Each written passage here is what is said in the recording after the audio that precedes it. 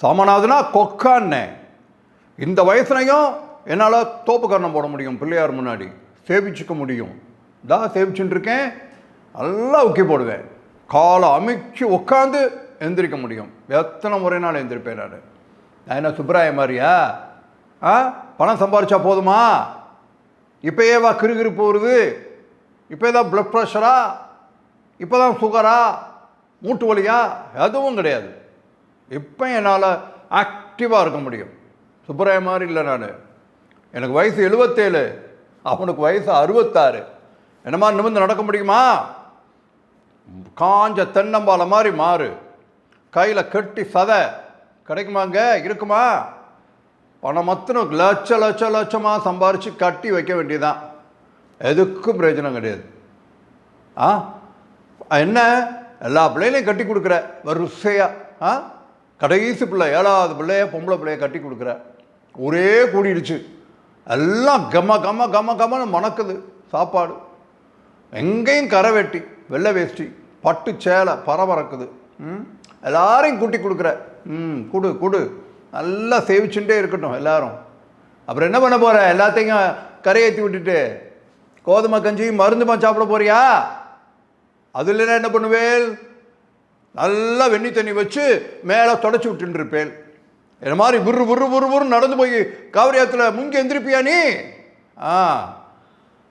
எல்லாம் எல்லாம் காசு காசு காசு வந்தோடனே எல்லாம் உன் பின்னாடி வர்றா. இந்த சாமநாதருடைய பவர் யாருக்கு தெரிகிறது? ஆத்தங்கரைக்கு போகணும், காவேரி கரையில் போய் குளிக்கணும். மாமா என்னை தெரியலையான்றேன். யாரும் என்னே தெரியல, நீல வேஷ்டி. இதில் வேற சீதாவுடைய மச்சுனா மதுரையா. இந்த மதுரை வேஷ்டி வந்து என்னை விசாரிக்குது. அடலே தெரியலையே, பக்கத்தில் பார்த்தோன்னே தான் தெரிகிறது. இன்னும் பலகாரம் ஆகலை, சீக்கிரம் போங்கோ, நைட்லாம் ட்ரெயினில் வந்திருப்பேன், போங்கோ போங்கோ அப்படின்னு அனுப்புகிறேன். எல்லாரையும் எனக்கு தெரியும், தெரியாத மாதிரி போயின்னு இருக்கேன். அடுத்து இந்த வேஷ்டி இன்னொரு வேஷ்டி விசாரிக்குது. அது ஒரு வேஷ்டி வேஷ்டியமாக பேசிக்கிட்டு போகிறது. இன்னும் எத்தனை பேரை நான் இந்த கரைக்கு போகிறதுக்குள்ளே நான் பார்க்க வேண்டியிருக்குமோ. போனேன், குளிக்க போகிறேன். யார் என்னை தடுப்பா? யார் என்னை நிமிர்ந்து நிற்பா? அவன் போயிட்டே இருப்பேன். அடுத்து நான் போய் அங்கே குளிச்சுண்டு நல்லா சேவிஞ்சிட்ருப்பேன். என்னை தேடி வரட்டும், எவ்வளோ இருந்தாலும் என்னை தேடி வரணும்.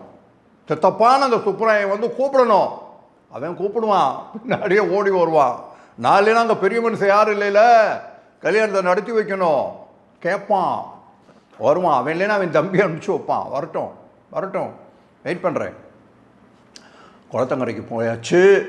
பார்த்தா ஆற்றுக்கரையிலேருந்து பார்த்தா இந்த பாலம் 40 கிலோமீட்டர் தள்ளி போக வேண்டிய பாலத்தை இந்த சுப்பராயன் தன்னுடைய செல்வாக்கால் இங்கே கொண்டாந்து போட்டிருக்கான். பாலத்தில் யார் போகிறது? ஆடா மாடா? எதை பார்த்தாலும் சுப்பராயனா தெரியுது. லாரியா? அதை பார்த்தாலும் சுப்பராயனா தான் தெரியுது. ஏன்னா அவன் செல்வாக்கில் வந்த பாலமாச்சோன்னோ. அடுத்து பாருங்கோ, இந்த கரும்பை கொண்டாந்து இங்கே இன்ட்ரடியூஸ் பண்ணவனே அவன் தான். இந்தா தெற்கால பாருங்கோ, எத்தனை கரும்பால எல்லாம் அவன் தான். இதோ பள்ளிக்கூடம் அவன் தான், சுப்பராயன் தான். கோஆப்ரேட்டிவ் அவன் தான், எல்லாம் பண்ணிட்டு இருக்கான். அவ கூட கரிச்சு கொற்றையிலே உங்கள் அண்ணன் பையன் தானே வாழாம்பால் கேட்குறா. என்னுடைய ஆம்படையால் வாழாம்பால் கேட்குறா.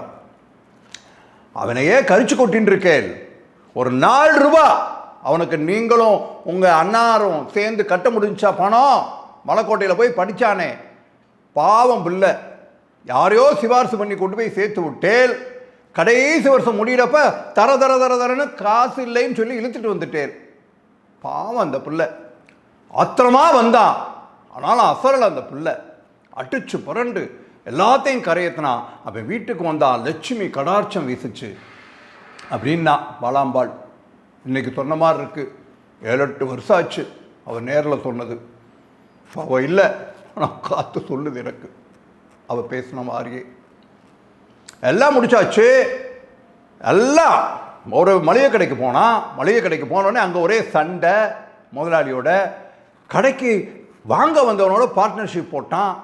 கடையை மளிகை கடை போட்டான். ஓஹோன்னு ஓடிச்சு. லாரியா பருப்பும் எண்ணெயும் அரிசியுமா கொண்டாந்து குமிச்சான். மக்கள் போனால் குமிச்சிட்டான். ஓஹோன்னு ஓயிட்டான். 20 லட்சம் சம்பாத்தியத்தை கொட்டிட்டான். ஊரில் 1/4 பங்கு அமையது தான், எல்லாத்தையும் வாங்கினான். வாங்கிட்டு எனக்கு ஒரு பங்கு கொடுத்தான், இல்லை சித்தப்பன்றதுனால பங்கு கொடுத்தான். அந்த பங்கு என்ன பண்ணிட்டான், தள்ளி கொண்டு போய் கொடுத்துட்டான். ஊர் எல்லையில் கொண்டு போய் கொடுக்குறான். ஆற்று படுகைக்கு தள்ளி கொண்டு போய் கொடுத்துட்டான். படவா இதுக்கு வாழாம்பால் சொல்கிறா, உங்களுக்கு அறிவு இருக்கோன்னோ, கொடுத்தானா இல்லையோ, சித்தப்பான்ற மதிப்பை வச்சு கொடுத்தானோ இல்லையா, உங்களுக்கு கொடுக்கணுமா, உங்கள் அப்பையும் சம்பாரிச்சதா, உங்கள் தாத்தையும் சம்பாரிச்சதா, அந்த பிள்ளைன்னு கொடுத்தானா இல்லையா, அதில் போய் அதுவும் சொத்தா இது சொத்தேன்னு சொல்கிறே, நோக்கு கொஞ்சமாவது மனிதாபிமானம் இருக்குதோ, வெளியில் சொல்லாதீங்கோ, காரி துப்புவான்னா.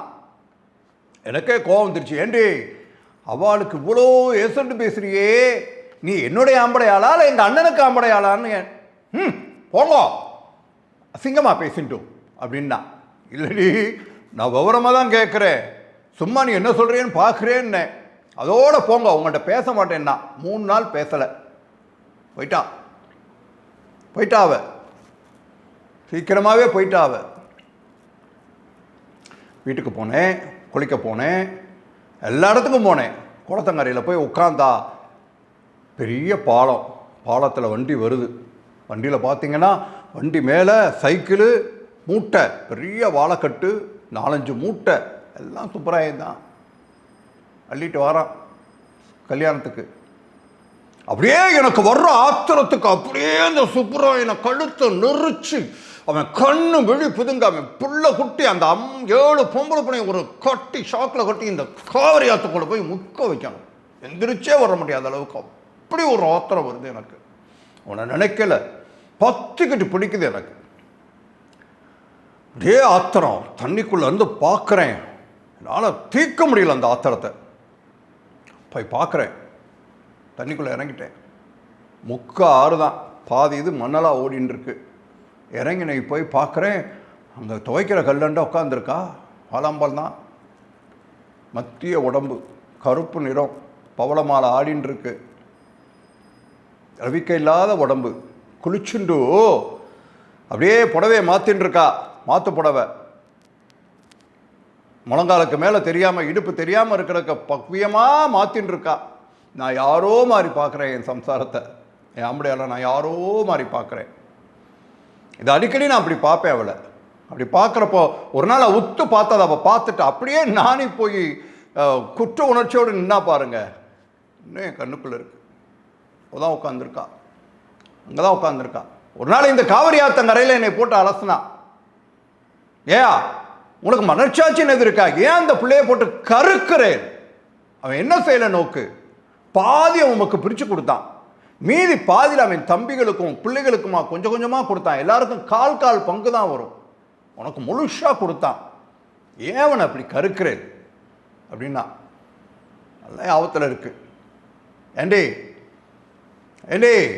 முண்டை, ஏண்டி சாகுற வரைக்கும் தர்ம புத்தியா, நியாய புத்தியா, என்ன மனுஷனா வச்சிருந்தே இந்த வரைக்கும். தங்கமே என்னை விட்டு போயிட்டேடி,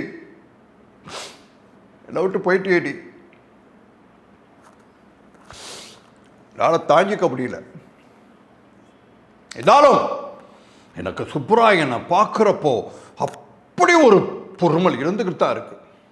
எனக்கு 2 பொம்பளை பிள்ளைங்க இறந்து போச்சு, 3வது பிள்ளையும் போச்சு, 4வது பிள்ளை இந்த சுப்பராயனுடைய 3வது பிள்ளைங்க, இந்த பிள்ளைங்க ஒன்றாதான் மனமேடையில் நின்னாங்க. ஆனால் என் பிள்ளை 3 வருஷத்துலேயே புருஷனை பறி கொடுத்துட்டு தலையெல்லாம் அழிச்சிட்டு நார்மட்டோட வந்து நின்னா பாருங்கோ கோலம். மறக்க முடியுமா?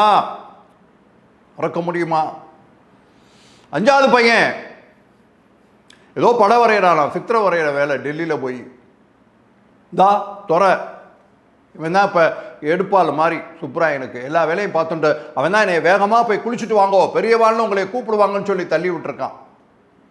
வீட்டுக்கு வந்தேன், வீட்டுக்குள்ளே இருக்கக்கூடிய எல்லா படத்தையும் எடுத்துட்டேன். சாமி படமே கிடையாது, எல்லா படத்தையும் கொண்டு போய் பீரோவில் வச்சாச்சு. இப்போ என் பிள்ளை வரைஞ்ச படங்கள் தான் அதில் இருக்குது. இந்த படத்தை கூட உத்து பார்த்தேன், ஒரு பெண் குழந்தை, ஆனால் காலு மாத்திரம் பன்றி காலு மாதிரி இருக்குது. இன்னொரு படத்தில் வயிற்ற கிழிச்சு காட்டின்னு இருக்கா, 4 கத்தி இருக்குது, ஒரு பால் டப்பா, ஒரு சிசு. ஐயோ பார்க்குறக்கே பயங்கரமாக இருக்குது. அடுத்து பார்த்தீங்கன்னா ஒரு படத்தில் தாமரைப்பூ மேலே செருப்பு செருப்பு பாதி செருப்பு மேலே ஒரு மீசை. என்னடா இது படம், ஒன்றும் புரியல, எனக்கு திகிலாக இருந்துச்சு. உள்ளே போய் காலை அலம்பிண்டு வேசியை கட்டிண்டு ஜபம் பண்ண உட்காந்தேன்.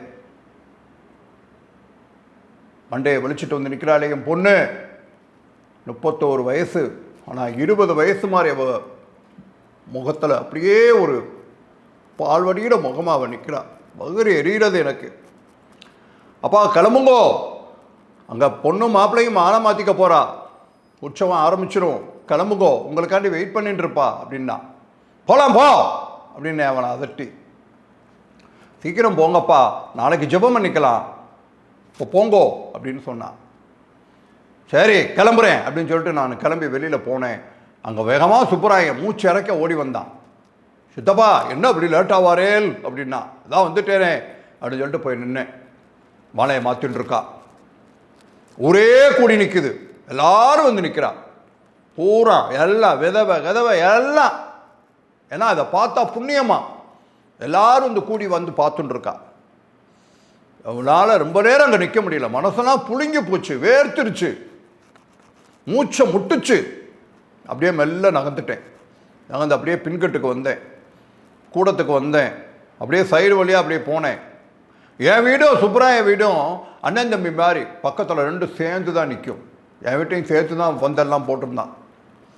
உள்ளே போனேன், பின்னாடி எல்லாம் வந்துட்டான். சமயக்காரை முதற்கொண்டு இங்கே மாலை மாத்துறதை பார்க்க வந்துட்டாங்க எல்லாரும். நேராக போனேன். நல்ல பெரிய பெரிய அண்டாக்கல்ல, பெரிய பெரிய அண்டாக்களை எங்கே தான் பிடிச்சாங்களோ கொண்டாந்து வெந்துக்கிட்டு இருக்கு. சாப்பாடு காய் கறி எல்லாம் வந்துட்டுருக்கு. பார்த்தேன், ஒசரமாக வச்சுருந்தாங்க. அதை எப்படி தூக்கி அந்த அடுப்பில் வச்சாங்கன்னே தெரியல. பாயாசம் அண்டா, பெரிய அண்டா, இட்டு போயிற அண்டா. எட்டி பார்த்தா திராட்சையும் முந்திரியுமா மிதக்குது. 500-600 பேர் சாப்பிட வேண்டிய பாயசம். மேலே எட்டி பார்த்தேன். மேலே ஏறி தள்ள முடியுமான்னு சொல்லி கொடுத்து தள்ளேன் பாருங்க, பொடக்குன்னு விழுந்துருச்சு. விழுந்து அப்படியே சாக்கடைக்குள்ள போகுது பாயாசம் பூரா. ஒரு பையன் ஓடியாந்தானே, கையில் அருவாளை தூக்கிட்டு ஓடியாரான். ஒரு வேலைக்கார பையன், சமயக்காரத்தில் எடுபடி வேலை பார்க்குறேன், வேகமாக ஓடியாந்தா. தாத்தா என்ன பண்ணிட்டு இருக்கேன்னு சொல்லிட்டு அருவாளோட கையோட ஓடி வந்தான். மனசெல்லாம் பொட பொட பொடன்னு ஆடிடுச்சு. மூஞ்சி தோல்லாம் மணல் படந்துருச்சு. ஏன்னா கையில் அருவாளோடையில ஓடி வரான் படவா. ஏண்டா அபிஷ்டோ, அறிவு இருக்கா நோக்கு, எல்லாரும் அங்கே போயிட்டாலே. இங்கே பாருங்கோ, எலி, பெரிய பெரிய எலி மதந்துட்டு இருக்குடா, இதை குடிச்சா எல்லாரும் அவ்வளோதான், எலி பாசனம் சாப்பிட வச்சிருக்கேலா அப்படின்னு சொல்லி தான்டா தள்ளி விட்டேன் அப்படின்னு. அங்கிட்டு ஒரு வேலைக்காரி கூட இருந்தா. ஐயா பெரிய ஐயா பெரிய ஐயான்னு. என்ன பெரிய ஐயா போனலாங்கா, என்ன பேசுற, எல்லாம் எங்க ஓடினேன், பெருச்சாளி விழுந்து கிடக்கு, இதெல்லாம் குடிச்சாருன்னா எல்லாரும் அவ்வளோதான், ஆஸ்பத்திரிக்கு எடுத்துட்டு போகணும், தூக்கி கொண்டு போய் போடு அப்படின்னு சொன்னேன். இப்படி நான் 4-5 பேர் ஓடி வந்தாங்க. என் பொண்ணு ஓடி வந்தா, என் பொண்ணு ஓடி வந்தா. அவ என்னை பார்த்தா, எப்படிப்பா அந்த பெரிய அண்டாவை சாச்சேல்னு கேட்டா. கொரூரமாக இருந்தது. ஆனால் நான் சந்தோஷமாக சொன்னேன் அவள்கிட்ட, ஏடே எலிப்பாசனம் ஆயிருக்குண்டி, நான் இல்லைன்னா காப்பாற்றின்னு இருக்கேன் அப்படின்னேன். அவன் என்னை குறுன்னு பார்த்தா. கல்லில் முள் தெரிஞ்சிச்சு. கல்லில் முள் இல்லாமல் முளைக்கும் என்னை பார்த்துச்சு. அப்படிங்க அந்த முள் புதரை என்னால் பார்க்க முடியல. மெல்ல திரும்பிட்டு போடைய வேலையை பார்த்துண்டு, நான் தாண்டி எல்லாரையும் காப்பாற்றிருக்கேன் சாக்கடையில் தள்ளி விட்டு அப்படின்னு சொன்னேன். நாங்கள் நாயனை ஊதிட்டு இருந்துச்சு. வாலாம்பால் பாடுற மாதிரியே இருந்துச்சு எனக்கு. தி ஜானகிராமனின் பாயாசம் என்ற கதையை அந்த பாத்திரத்தின் வழியாக, சாமநாதி என்ற பாத்திரத்தின் வழியாக உங்களோடு நான் பகிர்ந்திருக்கிறேன்.